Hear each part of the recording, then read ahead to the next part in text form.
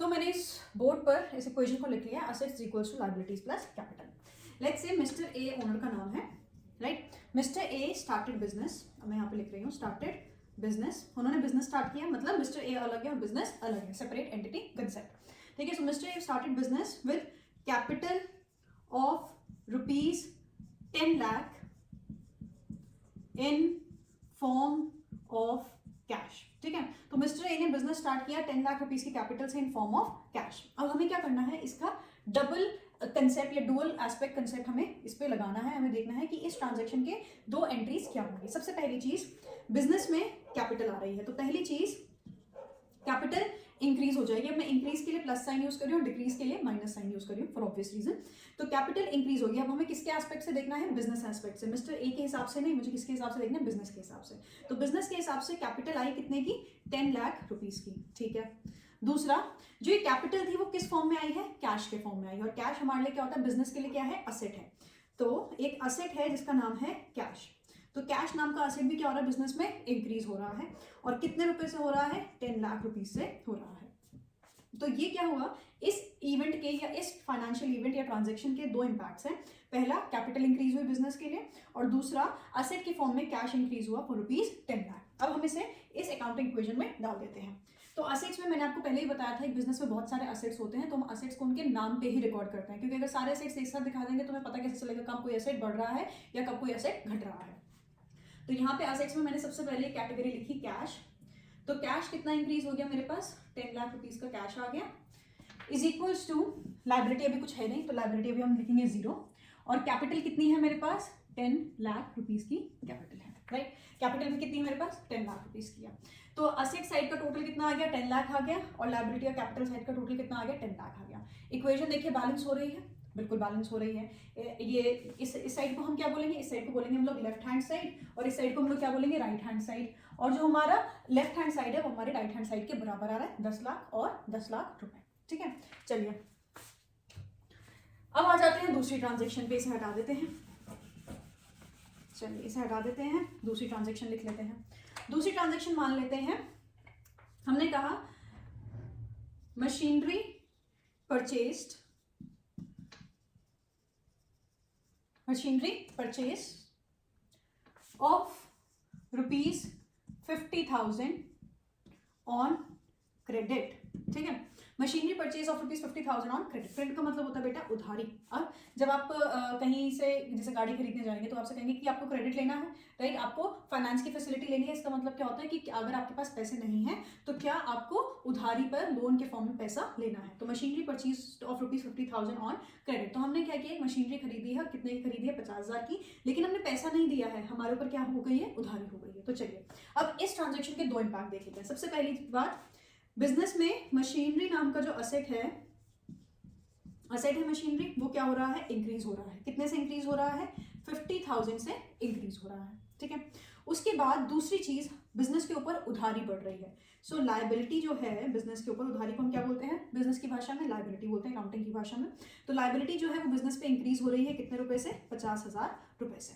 अब अगर मैं इसे यहाँ पर दिखाऊंगी तो यहाँ पर अभी तक कैश था, एक और असेट ऐड हो जाएगा जिसका नाम क्या है, मशीनरी। अब मैं मशीनरी भी ऐड कर रही हूँ, कितने की, 50,000 की, ठीक है। ये आ गई 50,000 की, इज इक्वल्स टू, अब लायबिलिटी कितने से इंक्रीज हो गई है, 50,000 से। तो यहाँ पे लायबिलिटी कितने की आ जाएगी, 50,000 की, और कैपिटल तो मेरे पास 10 लाख रुपीस की है। अब यहाँ पर कैश है 10 लाख रुपीस, मशीनरी है 50,000, तो टोटल कितना आ गया, 10,50,000। उस साइड का टोटल देखिए कितना आ गया, 10,50,000। अकाउंटिंग की इक्वेशन फिर से बैलेंस हो रही है, बिल्कुल बैलेंस हो रही है। तो इसे हम क्या बोलते हैं, अकाउंटिंग इक्वेशन। यहाँ पे हमेशा जो लेफ्ट हैंड साइड है वो राइट हैंड साइड के बराबर आएगी, because of double entry system और डुअल एस्पेक्ट कंसेप्ट। एक दो ट्रांजेक्शन्स और देख लेते हैं, एक दो ट्रांजेक्शन्स और देख लेते हैं। अब फॉर एग्जाम्पल यहाँ पर है हमारे पास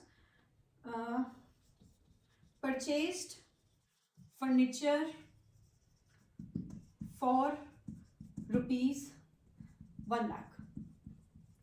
हमने ऑफिस के लिए 1 लाख रुपए का फर्नीचर खरीदा, राइट। अब ये थर्ड ट्रांजेक्शन हमारे पास। अब इस ट्रांजेक्शन के भी हमें डबल एंट्री कंसेप्ट या फिर डुअल एस्पेक्ट कंसेप्ट देखना है। सबसे पहली चीज, फर्नीचर क्या होता है, एक असेट होता है। तो असेट इंक्रीज होगा, कौन सा असेट इंक्रीज होगा, फर्नीचर नाम का एक असेट इंक्रीज होगा, कितने का है, 1 लाख रुपीज का, ठीक है। अब हमें यहाँ पे कुछ गिवन नहीं है, तो मतलब हमने क्या किया होगा, पैसा दिया होगा इसके बदले में, तो मतलब कैश नाम का जो असेट होगा बिजनेस में से वो बाहर चला गया होगा, वो कम हो गया होगा। तो एक असेट जो है हमारे पास जिसका नाम है कैश, वो क्या हो गया है, कम हो गया है, कितने से, 1 लाख से। इसे हम क्या बोलते हैं, इसे मैं ये किस लिए दिखा रही हूँ, डिक्रीज के लिए, और ये किस लिए दिखा रही हूँ, इंक्रीज के लिए। अब देखो यहाँ पर क्या हो रहा है, इस ट्रांजेक्शन में एक असेट से दूसरे असेट हम लोग क्रिएट कर रहे हैं। एक असेट 1 लाख रुपए हमारे पास पड़े थे, हमने उस कैश को किस में कन्वर्ट कर दिया, फर्नीचर में कन्वर्ट कर दिया। अब लेट्स सी इसका अकाउंटिंग इक्वेशन पे क्या फर्क पड़ेगा। अब यहाँ पे मैं एक और असेट ऐड कर देती हूँ और इसका नाम यहाँ पर लिख देती हूँ मैं फर्नीचर, ठीक है। तो अब फर्नीचर कितने से ऐड हो गया है, 1 लाख रुपीज से फर्नीचर ऐड हो गया है। मशीनरी कितने की है, 50,000 की हमारी मशीनरी है। लेकिन जो कैश है वो 10 लाख से घट के, अब इसमें से 1 लाख रुपए हम लोग माइनस कर देंगे, तो कितना बचेगा, 9 लाख रुपीज का मेरा कैश बचेगा। तो अब क्या हुआ, जो एक असेट था वो यहाँ से ट्रांसफर होकर यहाँ आ गया, मैंने कैश को कन्वर्ट कर दिया किसमें, फर्नीचर में, तो ये आ गया 9 लाख, ये आ गया 50,000 और ये आ गया 1 लाख। और जो ये वाली साइड है वो इसमें इंपैक्ट ही नहीं हुई है, ये है 50,000 और ये है 10 लाख। इस साइड का टोटल आ गया 10 लाख 50,000, और इस साइड का टोटल भी क्या आ गया, 9 lakh plus 1 lakh is 10 lakh, 10 lakh plus 50,000 is 10 lakh 50,000, right. तो ये है हमारी थर्ड ट्रांजेक्शन। थर्ड ट्रांजेक्शन में आपने देखा कि जरूरी नहीं है कि हर एक ट्रांजेक्शन जो है वो इक्वेशन की दोनों साइड पे चेंज लाए, वो इक्वेशन की एक साइड पर भी चेंज लेकर आ सकती है। तो यहाँ पे हमने क्या किया, एक असेट डिक्रीज हो गया और एक असेट हमारा इंक्रीज हो गया।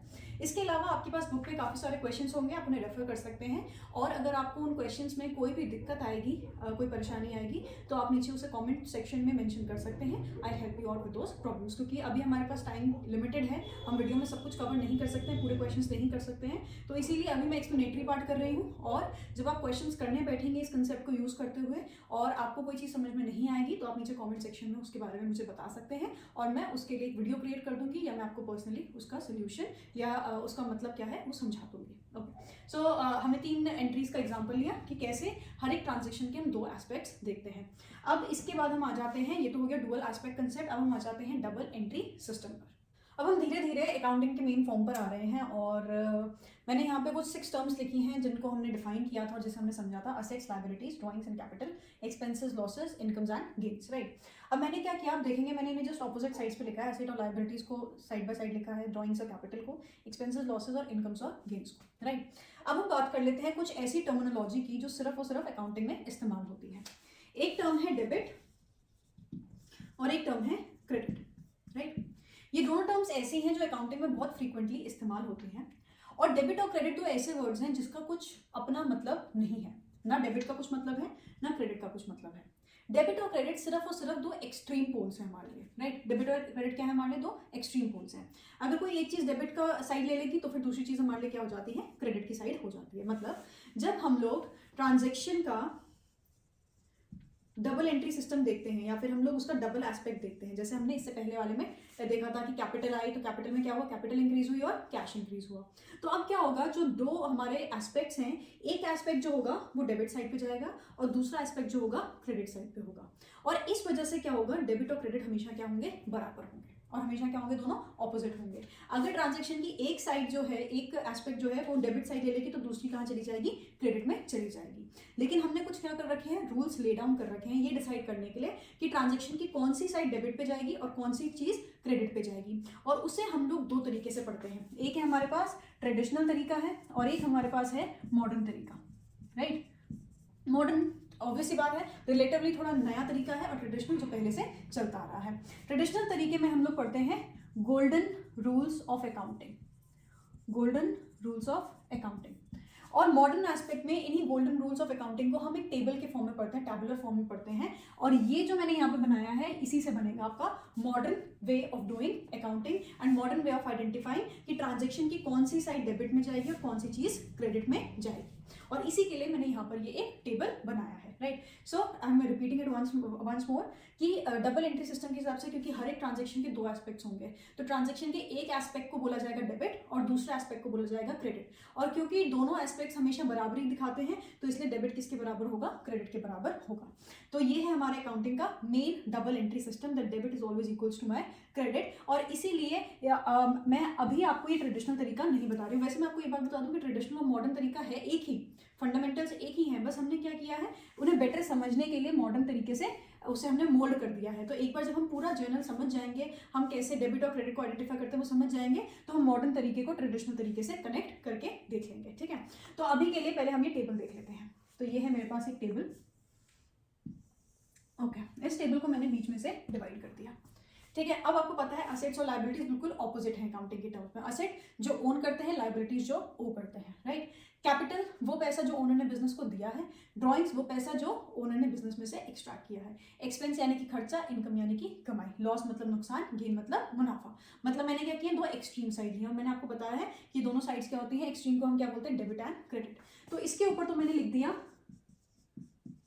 डेबिट और इसके ऊपर मैंने लिख दिया क्रेडिट, या फिर DR and CR। This is your debit and this is your credit. अब याद रखिए, डेबिट और क्रेडिट का अपना कोई भी मतलब नहीं है, राइट। डेबिट और क्रेडिट क्या है, सिर्फ दो एक्सट्रीम पोल्स हैं और इन एक्सट्रीम पोल्स में हर चीज क्या करती है, अपनी साइड ले लेती है ना।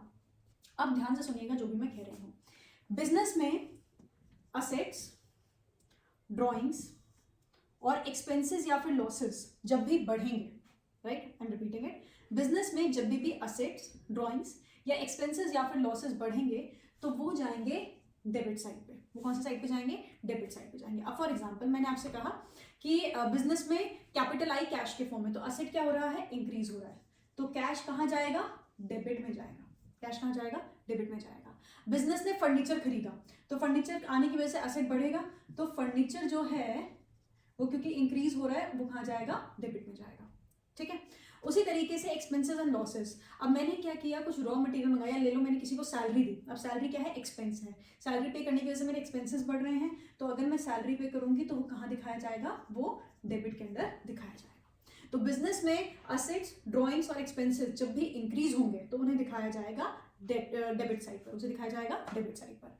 वहीं पर बिजनेस में जब भी लायबिलिटीज इंक्रीज होंगी, कैपिटल इंक्रीज होगी या इनकम्स एंड गेन्स इंक्रीज होंगे तो वो दिखाए जाएंगे क्रेडिट साइड पर। जैसे मैंने यहाँ पर लिया कि बिजनेस में कैश कैपिटल इंट्रोड्यूस की गई कैश के फॉर्म में, तो कैश क्या हो जाएगा, डेबिट हो जाएगा। और दूसरी चीज कैपिटल इंक्रीज हुई है तो कैपिटल इंक्रीज होकर कहाँ दिखा दी जाएगी, क्रेडिट साइड पे दिखा दी जाएगी। तो हमारी जो डबल एंट्री सिस्टम है, डुअल एस्पेक्ट कंसेप्ट है, उसके हिसाब से जो कैपिटल है वो ले लेगी क्रेडिट का साइड और जो कैश है वो ले लेगा डेबिट का साइड, और हमारी डबल एंट्री सिस्टम पूरा हो जाएगा, right. That is the beauty of it. तो हमने क्या किया, कैश को रखा डेबिट की साइड और कैपिटल को लिख दिया हमने क्रेडिट की साइड। तो यही बताता है हमारा डेबिट और क्रेडिट, राइट। उसके बाद लायबिलिटीज और इनकम्स और गेन जब भी इंक्रीज होंगे वो कहाँ जाएंगे, क्रेडिट साइड पे जाएंगे। और इसका जब हम जस्ट ऑपोजिट करेंगे, मतलब जब असेट्स घटेंगे बिजनेस में से, ड्रॉइंग्स घटेंगी बिजनेस में से या एक्सपेंसेस एंड लॉसेस घटेंगे बिजनेस में से, तो वो चले जाएंगे क्रेडिट साइड पर, राइट। और बिजनेस में से जब भी लायबिलिटी कम होगी, कैपिटल कम होगी या फिर इनकम और गेन कम होगा तो वो चला जाएगा आपकी डेबिट साइड पर, right. Follow with me, repeat with me as I said. Business में असेट्स, ड्रॉइंग्स, एक्सपेंसेस, इसे याद कर लीजिए विद ADE और इसे याद कर लीजिए LCR, जहाँ R का मतलब है रेवेन्यू। आप रेवेन्यू को चेंज करके इनकम भी कर सकते हैं। C का मतलब है कैपिटल, L का मतलब है लायबिलिटी, A का मतलब है असेट, D का मतलब है ड्रॉइंग्स और E का मतलब है एक्सपेंस या फिर लॉस, राइट। तो इसे इस तरीके से याद कर लीजिए, ये डेबिट के अंदर और ये क्रेडिट के अंदर। Now repeat after me. Business में असेट्स, ड्रॉइंग्स, एक्सपेंसेस और लॉसेस जब भी इंक्रीज होंगे, पॉजिटिव साइन, तो वो डेबिट में जाएंगे, और जब भी डिक्रीज होंगे they will go on the credit side. वही liability, capital, revenue and gain जब भी इंक्रीज होंगे वो जाएंगे क्रेडिट के नीचे, और जब भी डिक्रीज होंगे they will go on the debit side, right. तो इस तरीके से जो ये 6 मेजर इंपॉर्टेंट टर्म्स हमने पढ़ी थी, हमने इन 6 की 6 टर्म्स को दो साइड पे रखा कि अगर ये इंक्रीज हो रहे हैं तो डेबिट, डिक्रीज हो रहे हैं तो क्रेडिट। अगर वो इंक्रीज हो रहे हैं तो क्रेडिट और डिक्रीज हो रहे हैं तो डेबिट, जस्ट ऑपोजिट चल रहा है इनका। और इसी को बेटा हम लोग कहते हैं डबल एंट्री सिस्टम। इसे हम कहते हैं डबल एंट्री सिस्टम, कि हम लोग हर एक ट्रांजेक्शन का एक डेबिट एस्पेक्ट निकालेंगे, एक क्रेडिट एस्पेक्ट निकालेंगे, और उसके बाद हम ये देखेंगे कि डेबिट और क्रेडिट बराबर आ रहा है कि नहीं आ रहा है। और यही हम लोग इस्तेमाल करेंगे through out your accounting, and this is your double entry system, right. तो अगर मैं सिंपल वर्ड्स में कहूँ, डबल एंट्री सिस्टम हमें क्या कहते हैं, double entry system says that there are 2 aspects of every transaction, right? One aspect goes under the head of debit and the other one goes under the head of credit, and therefore the equation always remains balanced. Debit हमेशा किसके बराबर रहेगा, credit के बराबर रहेगा। I know अभी ये वाला तरीका आपको इतना समझ में नहीं आएगा, लेकिन नेक्स्ट वीडियो बहुत इंपॉर्टेंट होगी क्योंकि वहां पर हम लोग ट्रांजेक्शन्स को रिकॉर्ड करना देखेंगे इसके हिसाब से। अगर आपने गोल्डन रूल्स पढ़ भी रखे हैं अपने स्कूल में या कहीं पे भी किसी भी क्लास में, तो मैं कहूँगी कि आप थोड़ी देर के लिए उन्हें साइड रख दीजिए और एक बार अपने दिमाग को रीसेट करके इस तरीके से समझने की कोशिश करिए। And I ensure you that with in next 2 lectures आप जर्नल एंट्रीज में और आप अकाउंटिंग में डेबिट और क्रेडिट के कंसेप्ट को अच्छे से समझ जाएंगे। और जब हम एक बार समझ जाएंगे तो हम इस तरीके को गोल्डन रूल से कनेक्ट कर देंगे, राइट। तो ये है हमारा आज का लेक्चर का कंक्लूजन, क्योंकि अगर इसके बाद मैंने ट्रांजेक्शन से बतानी शुरू कर दी तो ये बहुत एक्सटेंड हो जाएगा, ये लेक्चर 2 घंटे का बन जाएगा, जो मैं चाहती नहीं हूँ कि आप बोर हो जाए, राइट। तो आपको क्या करना है, सिंपल सी चीज़, आपको इस वीडियो को अगर आपको पसंद आई है तो आपको लाइक शेयर कमेंट करना है और आपको सब्सक्राइब करना है चैनल पे, बेल आइकन हिट करना है ताकि नेक्स्ट वीडियो जब भी आए आप उसे मिस ना करें।